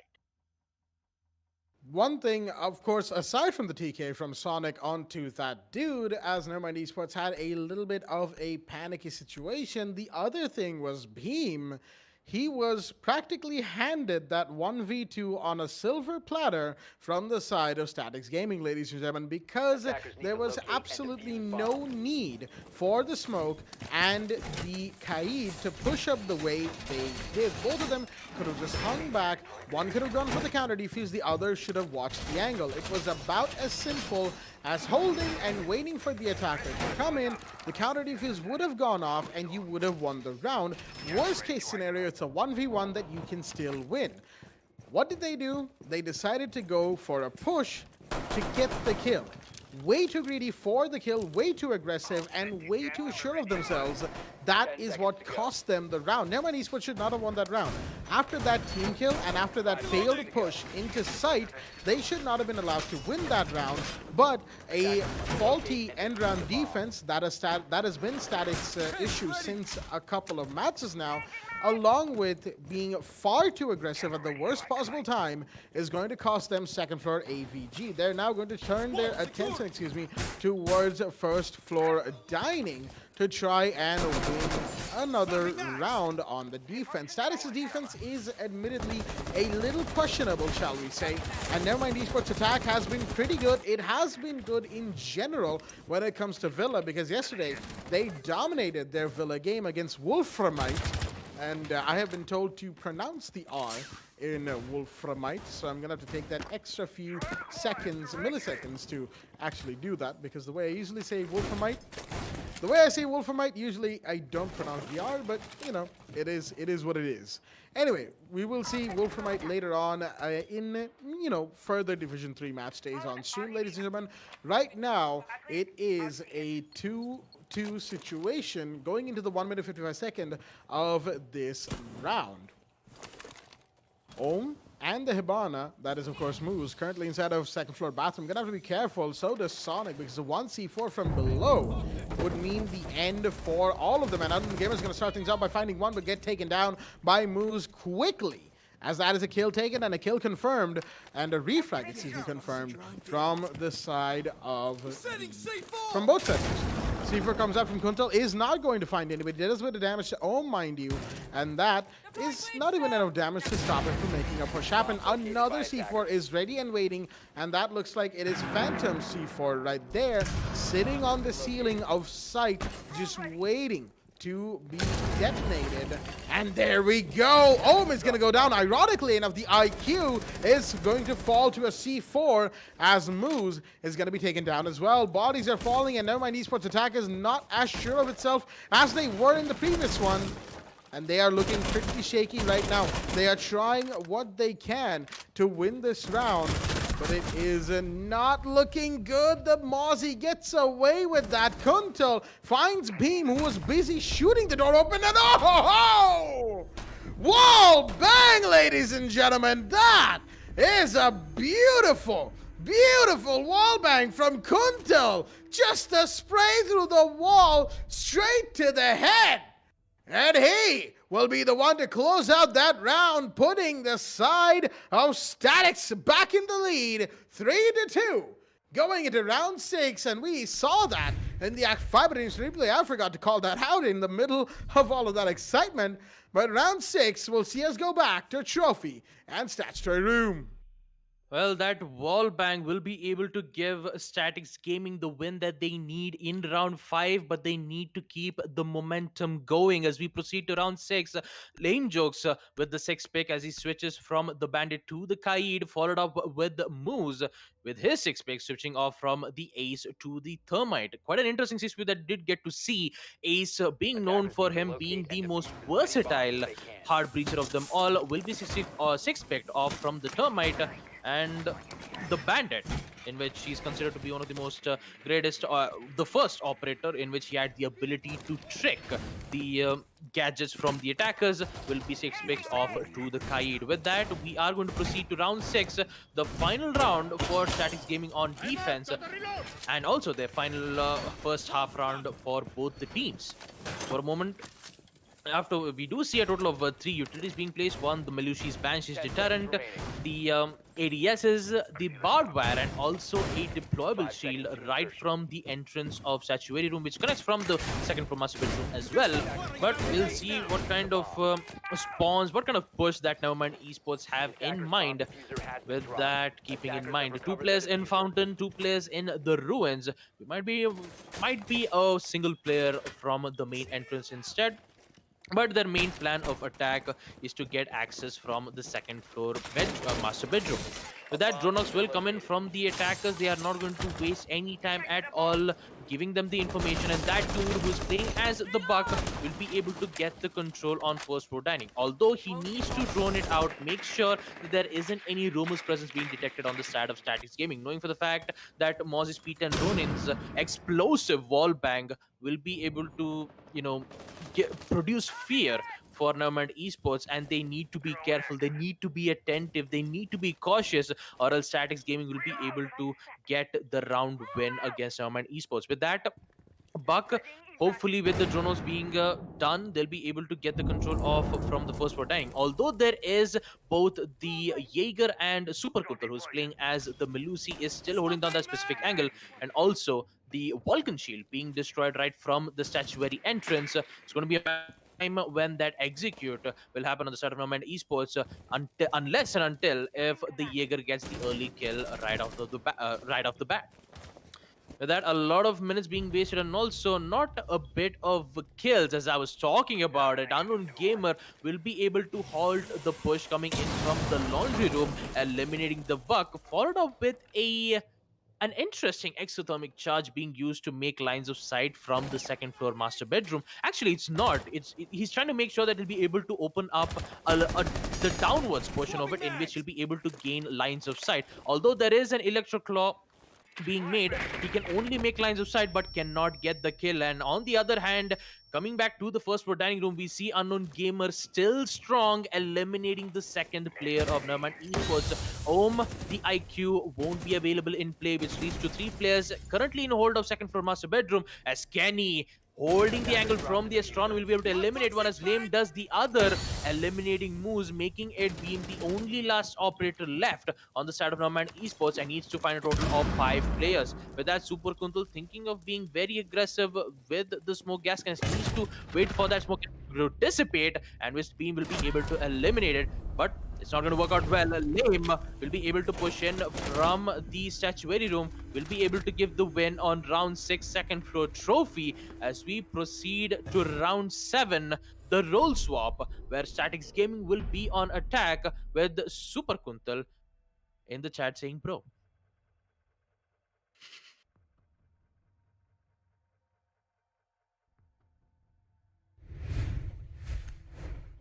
You caught me drinking water with that one, Baba. I was about to spit it out because that was a good one. I have to give you that one. And Kuntal, as I can understand that sentiment, he wanted to go for a hyper-aggressive push, but then he got quite literally blown away into infinity by the air jab, only to be taken out by the Zofia. With all of that being said, 4-2 is the scoreline, as Statics Gaming is going to take a very healthy lead going into round 7 roll swap, which means they are now on the attack, the side that they have done so well on so many occasions. Will they be able to continue their good attacking flow? We're about to find out. Nevermind Esports have a big ask up on their hands right now, because not only are they 2-4 down going into round 7, not only are they on the receiving end of a team with momentum going into attack, they are facing off against Statics Gaming on the attack in the disadvantage while Statics has momentum. That is arguably one of Division 3's deadliest role swap combos in this entire league right now, because Statics, this version of Statics, as we have discussed time and time again, is very good on the attack, but it seems that they have improved their defense as well, as evidenced with the 4-2 scoreline going in to round 7 role swap. Excuse me, I had to take a quick pause as we've got the repels coming out on towards balcony from the side of Statics. We know this push from them. They're going to be applying mostly horizontal pressure, on towards the defender pick site of second floor trophy. However, we did see a bit of a pre-fire, probably from Unknown Gamer, towards that Fox window entryway of site itself, as he will instead choose to focus, on the main stairs door of the building of Villa. Kuntal bringing out his drone. He's going to drone himself in towards the landing region, as that, of course, is the side that will be contested from the side of Statics Gaming and Nevermind Esports. Looks like, speaking of Nevermind, they are busy reallocating their defensive utilities to counteract this push. That is a very brave mid-round change of defensive strategies that they're trying to do right now, and seems like they'll be able to pull it off because Statics' drones will probably have seen this change, and they're going to have to take that into account because they can't just get into site randomly anymore. They are going to have to actually work for it. Their directional horizontal push has been read into very quickly, and Nevermind Esports might have just made a very, very big 300 IQ play right here. We've got the drone still coming in, Unknown Gamer, as Lame Jokes is going to push up towards that Fox window entryway alongside the Stat Story entryway. And that dude is probably going to be the one to face the music, but Beam on the other side on the trophy entry door from Astronomy is also waiting for a shot or two at these attackers. Sonic got a big flank right now. Phantom's gonna find one, and there goes Moose as well. Sonic and Moose have gone down, and there goes that dude. It's all falling apart suddenly, as Nevermind Esports are just losing their gunfights back to back. Beam will go down. It's all down to Ohm, who has to deny the plant and play a 1v5. Will he be able to? He finds one through the smoke. Kenny goes down, but it's a 1v4 post plant for the Legion, and there's only so much that he can do. No room to work with. He will go down. Kunto finds the kill.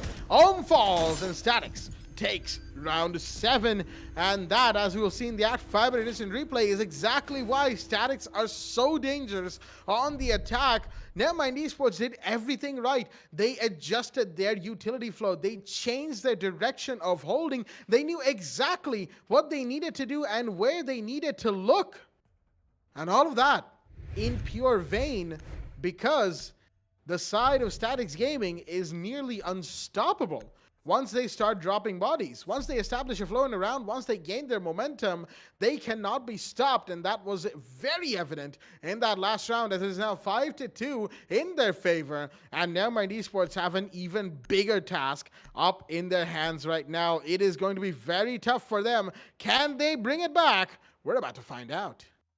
Well, we're about to find out indeed, Jack. All Statics Gaming need to do right now is win a total of 2 rounds in a row to claim the victory against Nevermind Esports on map Villa.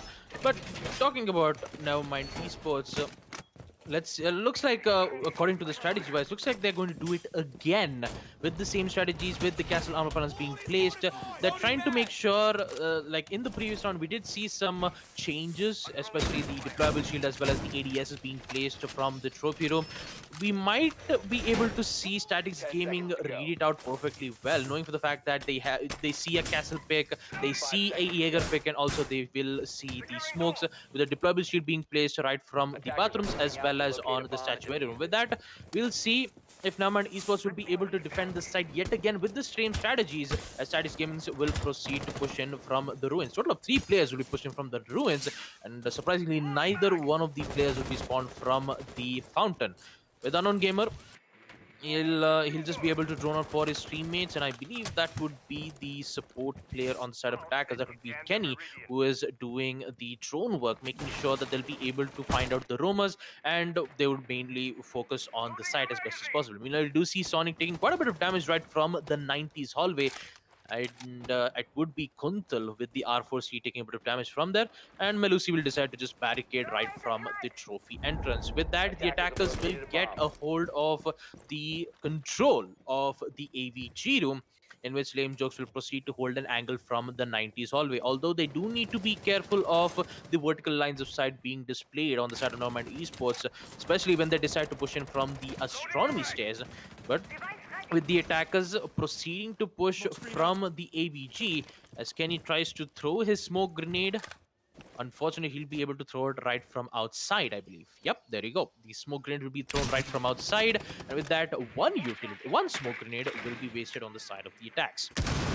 Well, with that, the push from the attackers will be the same yet again, although they do need to be careful of the roam game, which is coming from the Sonic as he proceed using his C4. The timing and less amount of information will give Statics Gaming the upper hand, knowing that they've lost one of their C4. Although they do need to be careful of the smoke gas canisters, but looks like that dude will be able to eliminate one player. Kenny, who was holding the angle all by himself right from the window, won't be available to make a cross angle. Looks like Om will be able to take a lot of damage as well, but looks like that dude will be able to get another kill. Lame goes down, and so does Phantom, thanks to Sonic, to push right from the stairs, which would kill Kuntal in a less amount of HP. Decides to go for a gunfire, but he's going again. Good use of the vertical angle there from Om as he eliminates the Ash, which leads to Unknown Gamer will be able to get one, but he needs to find four more, who's playing also very close on the trophy entrance, and one is prone in the second floor statuary room.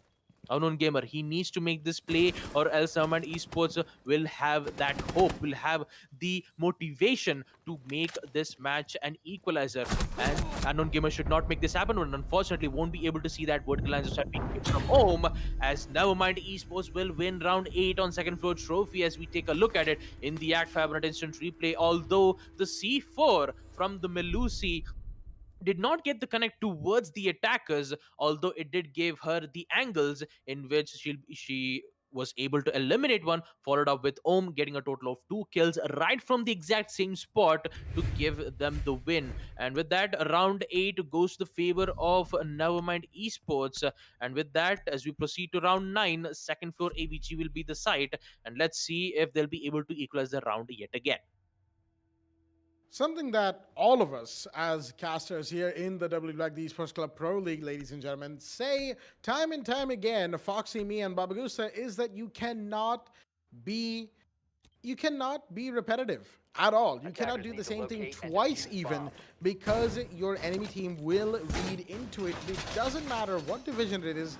It doesn't matter if it's the qualifiers. It doesn't matter if it's the grand finals of the 6 invitationals. You cannot do the same thing time and time again and expect to get away with it. Statics Gaming learned that lesson, I hope, in the previous round, as they attempted the same push in the same place, the same operators, and what happened? They lost the round. That's a dent in their momentum they did not need, and that is a play they did not need to do.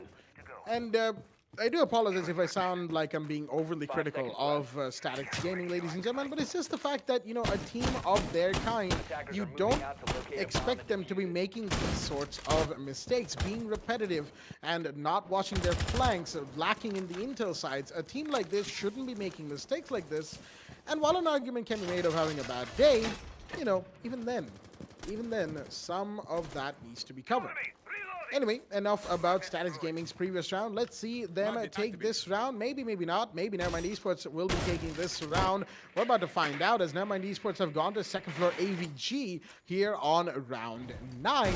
And they have 2 more rounds to go before they can equalize against Statics Gaming. We've got the Pulse playing all the way down on the basement area. Beam, interesting spot for him, but that's a lot of intel he'll be able to gather safely for the most part, until somebody from Statics points out that, hey, there's one person missing from the site push, and that is when they'll go after the Pulse. They're going to need to do it quick, mind you, because if the side push goes off and then they get the plant started and get C4'd, well, again, that is a very unfortunate mistake for STZ. 90 hallway is already being pushed. Sonic, he's already seen the flashbangs, and he's now trying to find the operators coming his direction, the Ash more specifically, and that, of course, is Kuntal trying to get this play, but the grenade barely misses Sonic. The shield saved him from the looks of it, as that is going to still have Nevermind Esports at all 5 players fully operational. Sonic getting away by the skin of his teeth, as the man is not only alive but more than alive. He is well. Meanwhile, Beam has pushed up onto the first floor. He's waiting for his chance to C4 somebody from below.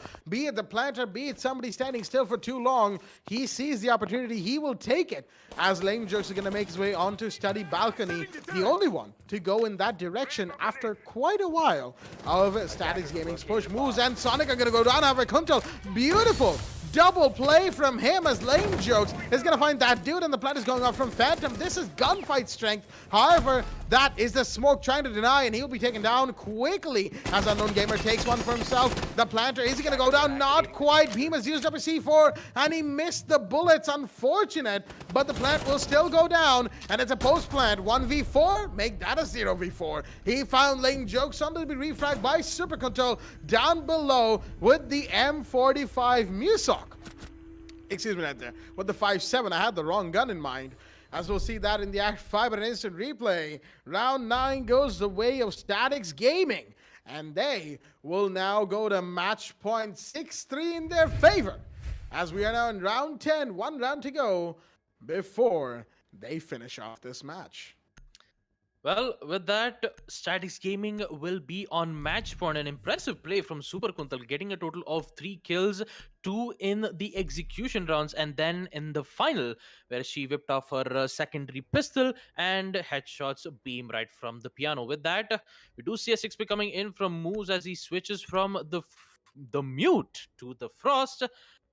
Quite an interesting 6 pick, as I like to call it, but Attackers need in to a locate 3 and to defuse 6 bombs. situation, the side being on second floor ABG, the only thing that I'm curious about right now is how well the frost mats will be hidden. Now, we did see, we don't see a lot of frost, operator being played quite a lot, although we did see some, major buffs by giving her the Velvet Shell operator secondary shotgun and her having a deployable shield. Other than that, her frost mat traps, the attackers will have to be more careful about it. It's more of like a surprise attack for them. I mean, it is a 6 pick. The attackers don't know that there is a frost being in play, but if they don't be careful about it, Defuse a bomb. Statics Nevermind Esports might actually get the drop on them. With that, action phase will be in play. We do see the attackers, the entire attackers of Statics Gaming spawn on the side of Fountain, as Super Kuntal is prepped and ready to get those kills as best as possible. Although he do need some information in which their teammates will be able to provide via the drones. And with that, it's going to be a matter of moment where they start eliminating the defenders one by one, or maybe he might be able to get trapped by the frost mat traps. Frost mat. Yes, I do have to apologize for that. Anyways, with that, we do see just a lot of waitings from the defenders as the attackers decides to get clearance towards the site. Moose will be able to pick back her frostmat traps and will reposition it in someplace else. We do see Beam picking up a different position, as that dude who was playing as the Jaeger will be able to eliminate Zofia, an important kill, who was trying to get the control from the second floor master bedroom, I believe. With that first kill, Nevermind Esports will be on a good amount of lead just for now, getting that early kill, and Statics Gaming will have to face the pressure, especially when they get towards the site. With that, the Pulse will be able to give good amount of information in which the defenders can be able to relay it. And with that, Ohm will be the one with the deployable shield being placed right from the 90s hallway, will be the one defending that particular place. Although he still needs to be careful on the Ash, who is still pushing in and will get the kill as Sonics goes down. With Super Kuntal having a total of 20 HP, will be able to take out the deployable shield, actually not the deployable shield, the default cam, and she will proceed to push to give pressure from the 90s hallway. With that, the team of Static Gaming slowly pushing in towards the site. And as Unknown Gamer gets caught with one of these frag grenades, was trying to take out the deployable shield. As Super Kuntal, he has a total of 2 breaching charges. She will be able to follow up with the flashbangs and will be able to take out those deployable shield. Ace pre-firing all his way as he decides to push in towards the 90. He has the Ace Salma breaches. He'll be able to open up those wall.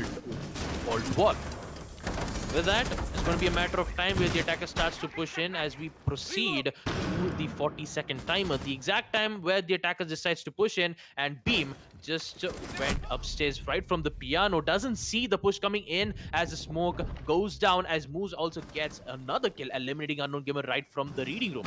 With that, Phantom sees the Frostmat traps, eliminates it. The only problem is that the Jaeger is held up a pretty good angle in which he'll be able to eliminate at least one of the players as best as possible. With the information being given from the defenders, all they have to do is to convert those kills, or else Static Gaming can have the control all over again. Moose gets another kill, but here comes the kill from the Ace as he gets a triple.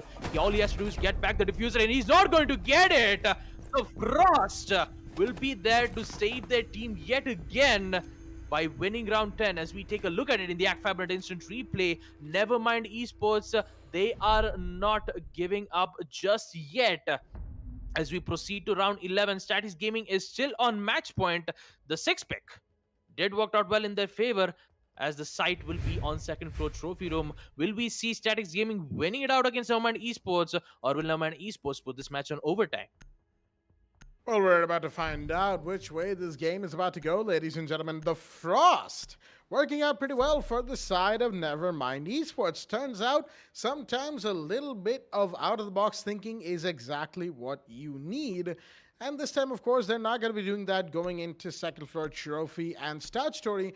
Not only because the they're not only because trophy and stat story doesn't really have that many places where you can hide frost traps on, but also you don't really want to do, the same thing over and over again. Bringing in the frost will become a little repetitive, admittedly, for the side of the attack to catch on to. Statics will definitely catch on to anything repetitive that Nevermind Esports does, and they will punish them for it.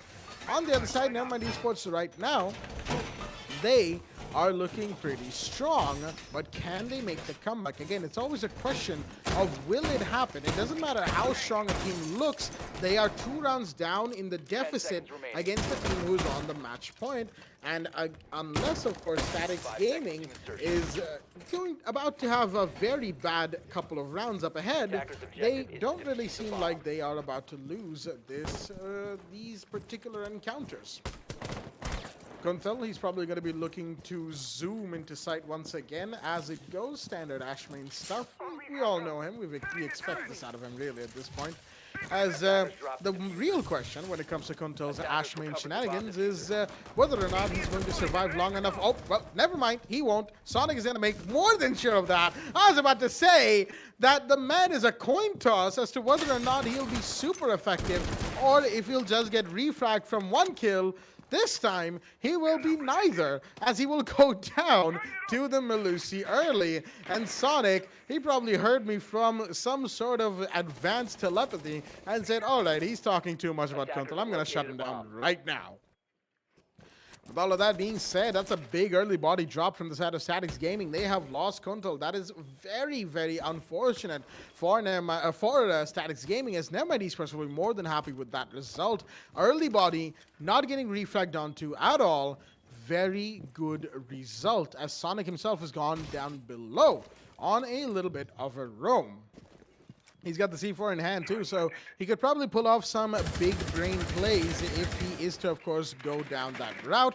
As Unknown Gamer will be busy droning for his teammates. In the meanwhile, defender positions, are being spotted as the C4 has been thrown. Sonic's, that is, but he will not be able to find a kill out of that C4. No damage done either, as the push into site is slowly being established from the side of Statics Gaming. Excuse me there. More drones are coming out. They have the time to do this. They have the time to drone themselves in nice and quickly, as Sonic will be blown away by one of the air jabs, but still nothing too major for him to deal with for the time being. Ohm holding on, and oh, that was a bullet hole that he was holding on to, but a grenade is going to come out. Downing beam, he's going to get revived up to, but back to 20 HP only, down from 100. That's a lot, and there's another down, and a kill confirmed onto onto Moose, and Ohm has been downed. Lame Jokes takes one, and a potential second kill. No, not quite. The revive comes in onto Ohm, but Sonic will go down. Lame Jokes with the double has swung the man count in their advantage. Meanwhile, the Zofia going to go down. That's the Jaeger taking a kill. That dude, but he's going to get refragged onto on the push into bedroom. It's a triple kill for Lame Jokes, who's looking mega strong right now.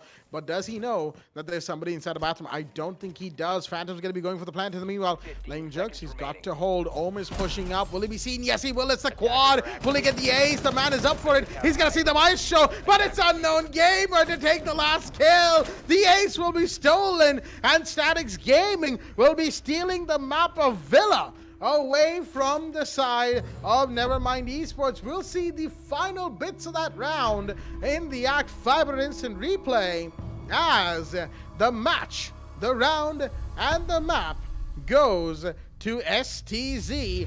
They will walk away with Villa in their hands, 7-4 in their favor. With all of that being said, ladies and gentlemen, that is the final game of the night, of course, and that is all of the matches that we had today taken care of already. But, of course, we're not quite done yet. We'll be going over the highlights of this game in the Relive the Moment right here, as it will be an amazing time, shall we say, because, you know, we get to go over and pick apart these decisions that the teams make and what are the kinds of plays that they are doing. And it will never be any less of a fantastic time to see this, because it's fascinating. You know, we get to see these sorts of plays, and we get to see exactly what the side of, say, Statics' attack, or Nevermind's attack in this situation, were able to do in this situation. But, of course, there's only so much we can say, aside from doing a full VOD review post-stream, and once again, really hope to hit my mic less going forward from here, as the arm just hangs low, so whenever I pull my hand back from my notes, it just sort of hooks onto it. But anyway, coming back to the point at hand. I said arms is heavy. Definitely. Yeah. Fun fact, my palms are also sweaty. Alright. You set me up for that one, Baba, so... I mean, yeah, I do have to, take an account for that. But yeah, talking about the highlights though, round 5, first floor dining, where Statics Gaming did, however, win a total of 4 defense rounds in a row. We did see some good 1v2 clutches as well, and also that wall bang from the Mozzie, an impressive play as well from him. And then this was the last round of the first half, where the Statics Gaming did win it out, eliminating the entire team. Although it was a good use of the thermite hexathermic charges to make lines of sight right from below, but couldn't have the entire angle right from the trophy room, in which he didn't get it. Beam, he did get one player, but couldn't get the other, and with that it was on a 2-4 situation. And then round 7, it was a flawless round for them, although in a post-plan situation the Legion was there to eliminate the ace. At that time, Super Kuntal, he used his breaching charges to make lines of sight, and he did eliminate a total of 2 to 3 players. In the other hand, giving him most of the time Super Kuntal was the one who was getting those early frags for the past 2 to 3 rounds. And then we see on round 8, Nevermind Esports, we did see the same repeat of the push yet again, but this time it was Statics Gaming who took the fall instead. Sonic, with good use of those C4, didn't exactly get the kill, but also got that line of sight to eliminate one of the attackers, followed up with Ohm playing as the Legion, also holding up the angle yet again from that same, getting 2 kills right from that spot. And then round 9, it was second floor AVG, where Statics Gaming did get the fall, where Super Kuntal was the one to get those 2 kills, I believe. And Beam, he was trying all his good. He didn't had the C4 in hand. He had the information, but couldn't get the confirmation just yet. And this was where the Super Kuntal got a total of 3 kills in round 9. And then round 10, second for AVG.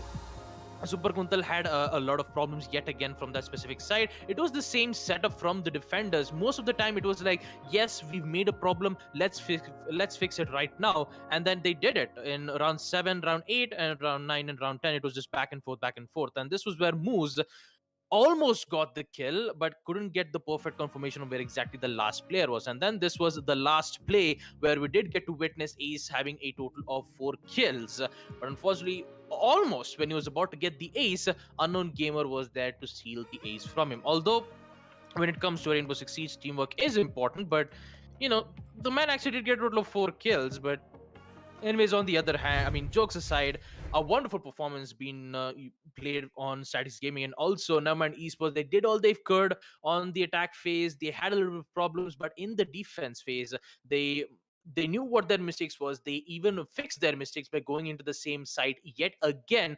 But in the end, Static Gaming prevails, so winning the attack rounds, making it 7-4. And Super Kuntal was the one who actually did get a total of 11 kills at the end of the match. An absolutely amazing game coming out from both Statics and Nevermind Esports. Nevermind Esports, I do not want to take away from them at all. They have definitely improved after the previous season that we got to see them in Div 3-4. It's just the fact that they're going up against very different opponents than they did in that last season. And they've been through their own trials and tribulations over the course of the little break that they had from the previous season to this one.